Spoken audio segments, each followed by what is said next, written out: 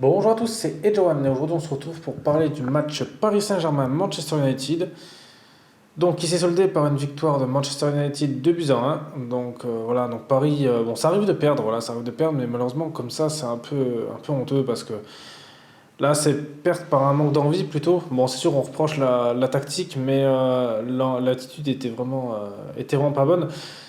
Et pour résumer ce match, en fait l'attitude de Paris, en fait c'est très simple, il faut regarder juste le temps additionnel.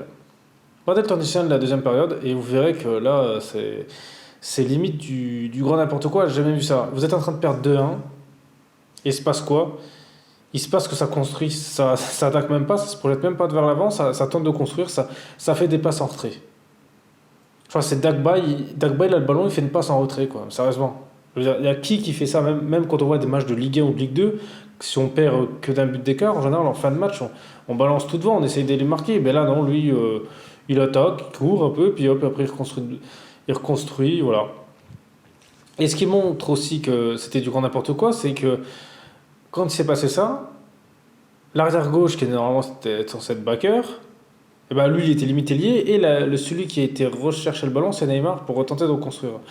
Alors ça montre bien l'attitude. Et alors ça, pour moi, c'est top de Neymar dans le sens où il voit que l'équipe ça va pas, donc il descend lui, il récupère le ballon, et c'est lui qui tente de reconstruire. Donc quand il y a quelque chose comme ça, c'est pas normal parce que normalement, ça aurait dû être Bakker qui doit être là, et qu'après qui relance. Et après, malheureusement, bah, Neymar il fait ça, donc il reconstruit, mais après il est plus devant, donc malheureusement il manque un homme fort devant. Donc ça montre un peu bien l'attitude du PSG, c'est qu'au final, il y en a qui en ont l'impression d'en avoir vraiment, je sais pas, rien à foutre du match. Et le problème, c'est qu'à Paris, c'est pas la première fois que ça arrive. En général, on les accusait souvent, des fois en Ligue 1, d'être comme ça. Mais là, ça arrive des fois de temps en temps que ce soit comme ça en Ligue des Champions. Et si l'attitude pose problème, à mon avis, c'est qu'en interne, il doit y avoir d'autres problèmes. Parce que je veux bien que des fois, des joueurs peuvent être comme ça. Mais si à chaque fois, même avec des nouveaux joueurs, il se passe toujours la même chose, il faudrait peut-être revoir peut-être plus haut, et peut-être faire le ménage. C'est pour ça que là, il y avait des rumeurs comme quoi Nasser Al-Khelaifi pour être viré par l'émirat du Qatar, mais peut-être que vraiment refaire une structure du Paris Saint-Germain pourrait être pas mal, histoire de relancer vraiment, de partir dans une autre optique, parce que là, honnêtement, perdre parce on fait rien, c'est quand même compliqué. Surtout, on peut pas en avoir, on va dire, limite rien à foutre du match, alors qu'ils sont quand même censés être finis de Ligue des Champions. Voilà, la Ligue des Champions, c'est quand même quelque chose d'important. D'habitude, justement, quand en Ligue des Champions, ils jouaient, comme à fond, ils se battaient, des fois ils perdaient, mais toujours en se battant. Et là, on a l'impression qu'ils affrontaient une équipe qui sort de deuxième division d'un pays voilà, qu'on connaît même pas. Mais là, non, l'attitude était vraiment pas bonne. Alors lui, ils ont le talent, c'est sûr qu'ils ont le talent. Mais si y a l'attitude qui va pas, ça sert à rien parce qu'ils auraient pu marquer. Voilà, Mbappé a eu des occasions. Neymar, il aurait pu mettre une belle frappe à la fin. Ils ont eu des occasions. Donc là, je comprends pas. L'attitude, c'est quand même. Voilà, donc quand on voit ça, que c'est pas. Neymar que vous êtes en construire à la fin. Ça, en fait, ça, j'ai parlé exprès de cette action parce que ça reflète un peu tout le match, c'est-à-dire qu'il n'y avait rien. Voilà, ça courait pas. C'est sûr, dans les duels, il n'y avait rien. Il n'y avait pas trop de pressing. Bon, il y a eu quelques interceptions de ballon, voilà, ça c'est quand même à noter, mais il n'y avait pas d'attaque. Je veux dire, ils n'étaient pas du tout agressifs. Là, si, le seul qui était agressif, et bah, il a fait quoi? Il fait un penalty Diallo, là, il fait un penalty. Alors ça, Paris, voilà, c'est aussi quelque chose que je leur reproche beaucoup. C'est qu'au bout d'un moment, quand on s'amuse à recruter des joueurs et on perd Silva, comme Thiago Silva, c'est quand même un monstre en défense. Donc on recrute rien et à la place qu'on met des joueurs qu'on ne sait pas d'où ils sortent, limite. Hein. Et ben il se passe quoi? C'est comme exactement comme il mettait Kehrer, et ben c'est à chaque fois c'est des pénalties. Parce que en Ligue des Champions, c'est pas Ligue 1, donc ça veut dire que le niveau est plus élevé et ça va vite de connaître des pénalties bêtement. Et même les adversaires le savent ça. Et ben c'est ça, Paris ne recrute pas de défenseurs, ils mettent voilà, un jeune joueur ou un joueur qui n'a pas d'expérience, et ben à chaque fois ils se prennent des pénalties. L'année dernière c'était la même chose avec Kerrer qui presque faisait un pénalty par match. Et ben là, peut-être c'est le nouveau Kerrer, Diallo, je sais pas, mais normalement il faut peut-être penser à recruter des joueurs au poste qu'il y a besoin, quoi. Parce que voilà, Marquinhos n'était pas là, bah, quand il n'y a pas Marquinhos, il reste qui? Il reste Kimpembe, ok. Et le reste, il n'y a rien. Alors qu'avant, quand il y avait, par exemple, Silva était blessé, il y avait Marquinhos Kimpembe. Il y a eu ils ont comme que des grands défenseurs. Ils ont eu David Luiz, ils ont eu Alex, ils ont eu Sako. Ils ont quand même eu des bons défenseurs, pareil. Même quand ça allait pas, Mota venait défendre. Ils se mettaient Donc voilà, ils ont quand même eu dans le store. Et là, ils avaient même du banc, quoi.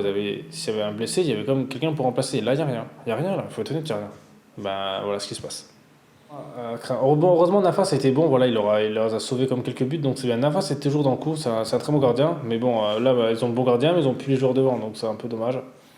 En parlant de ça, on parle un peu de Navas, donc voilà, qui a eu penalty. Alors, c'est un peu dommage dans le sens où de le faire retirer parce que Navas l'a arrêté le premier. Et pour moi, quoi qu'il arrive, ok, il n'était pas sur sa ligne, mais il a vraiment abusé l'arbitre parce que quoi qu'il arrive, il l'aura arrêté parce que le penalty était mal tiré. Dans le foot, un penalty bien tiré, c'est inarrêtable. Si vous mettez une frappe à fond dans la lucarne, quoi qu'il arrive, il y a but.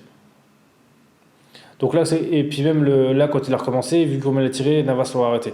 Donc voilà, l'arbitre là-dessus aurait pu commettre Clément et voilà. Ensuite, alors il y a eu un but pour eux, donc c'est même pas eux qui l'ont marqué, c'est Anthony Martial qui met contre son camp. Voilà, donc ça montre aussi bien que Paris a même pas mis un but.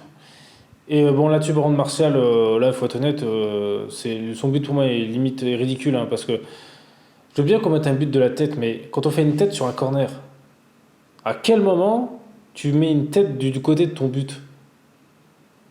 Tu joues vers l'autre côté, parce que quitte à la limite, là il faut pas, mais tu t'amuses pas à la dévier, parce que là, non seulement tu peux marquer contre ton camp comme il l'a fait, tu peux la dévier pour un autre joueur d'équipe adverse. Donc ça, c'est ouais, bon, ça voilà, c'est honnêtement, au niveau là, c'est quand même chaud de faire ça, quoi. Alors, l'amateuriste, je peux comprendre qu'on réfléchisse pas, mais au niveau là, c'est quand même. Après le deuxième but de Rashford, c'était quand même un beau but, voilà, parce que même si on dit, voilà, il n'était pas marqué, mais il faut quand même l'encadrer, donc c'était quand même un beau but, voilà, faut être honnête, c'était quand même un but pas mal. Voilà, après de l'autre côté, Manchester va être un très bon gardien, Derrea c'est un super gardien, parce que même si Paris a perdu, il faut être honnête, il a quand même sauvé 2 buts, et il a sauvé le but sur Kurzawa, et le but sur Mbappé, voilà, c'est quand même un super gardien, il faut être honnête, Derrea, ça m'étonne même qu'il n'ait pas été dans un autre club, parce que Manchester est quand même moins bon qu'avant, et Derrea c'est quand même un très très bon gardien. Voilà, alors malheureusement Neymar n'a pas marqué, donc Neymar était un peu en retrait, mais bon, il a eu comme une petite occasion. Après c'est pareil parce qu'Mbappé aussi, Mbappé a eu des occasions dans la profondeur, il a eu des duels, il attendait des trucs, mais c'était pas non plus. En fait, voilà, on peut dire que Neymar et Mbappé, on peut pas vraiment.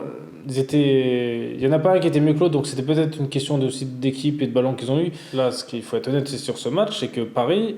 Quand je dis qu'il manque un attaquant, bah c'est vrai, il n'y en a pas. Il n'y a pas de vrai attaquant. Il manque honnêtement un Zlatan, ou même Icardi, voilà, bon, il faisait la femme, il ne marquait pas. Harry Kane, voilà, un joueur comme ça, il manque vraiment, ou même en moins fort, mais comme Giroud, voilà.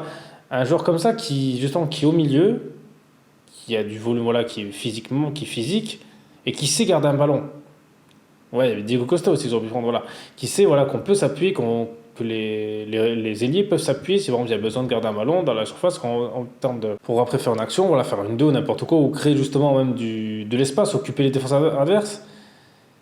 Alors Mbappé, c'est pas du tout son style de joueur, et bon voilà, on peut pas tout savoir faire, donc c'est pas grave. Et il met Moise Kean, quoi. Alors Kean. Alors il faut donner Kean, c'est pas du tout son truc.